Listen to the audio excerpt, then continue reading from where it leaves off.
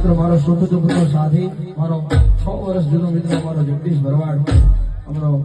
જગા શેફાત્ર અહીંયા હાજર છે અમારો લીંબાળા ગામથી એ મારા ભાઈબંધ માટે ખાસ એક બે લાઈન ગાવી છે ત્યારે અરે લોહીનો